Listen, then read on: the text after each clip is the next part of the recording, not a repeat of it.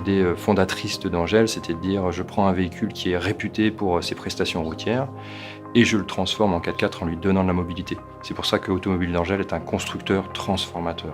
Il prend un véhicule qui existe déjà et il va le modifier en quelque chose d'autre pour lui donner des attributs qu'il n'a pas d'origine.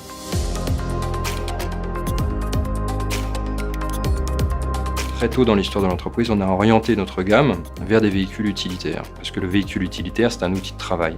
Et ce qu'on attend d'un outil de travail, c'est qu'il apporte la sérénité et la prestation. Et donc, c'est ce qui met le plus en valeur la technique de développer une solution qui soit robuste, qui soit économique, qui soit fiable, pour pouvoir apporter ce complément de mobilité au quotidien aux clients qui achèteront le véhicule 4x4 modifié par D'Angel. Automobile d'Angel, comme l'aéroport, est une société qui a su aussi se réinventer et se redynamiser avec un vrai grand succès qu'on célèbre aujourd'hui.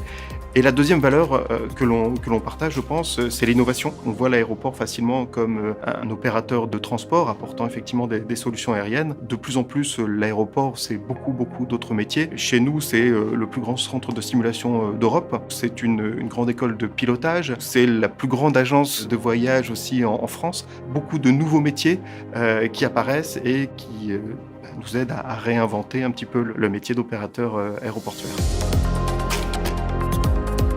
Aujourd'hui, on a plus de 80% de la production qui part hors de France, principalement en Europe. On a des destinations qui sont clés pour nous, c'est la Scandinavie, c'est au nord, il y a beaucoup de neige. On a ensuite l'Allemagne, la Suisse et l'Autriche, qui sont les destinations clés export et qui représentent les plus gros potentiels en Europe au niveau immatriculation de véhicules utilitaires 4x4. Donc on a stratégiquement investi sur le développement de l'export. Pour pouvoir aller chercher les marchés à l'export, il faut créer une structure, si possible locale, ça a été notre choix. On a maintenant 7 responsables de région qui sont pour la plupart basés à l'étranger, parce qu'ils ont besoin d'être en contact avec leurs clients, comprendre les spécificités du marché et d'y répondre au mieux.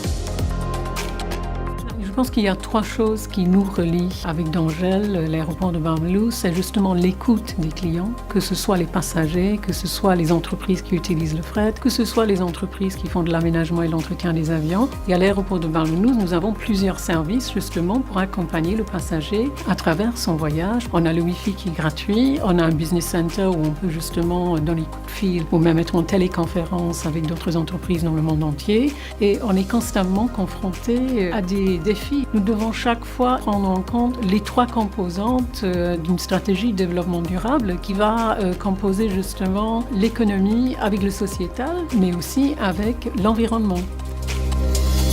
Alors la perspective pour 2018, ça va être 22 millions d'euros de chiffre d'affaires pour l'entreprise et on vise 18 millions d'euros de chiffre d'affaires pour la zone export. Et c'est une progression par rapport à l'année dernière, de l'ordre d'une vingtaine de %.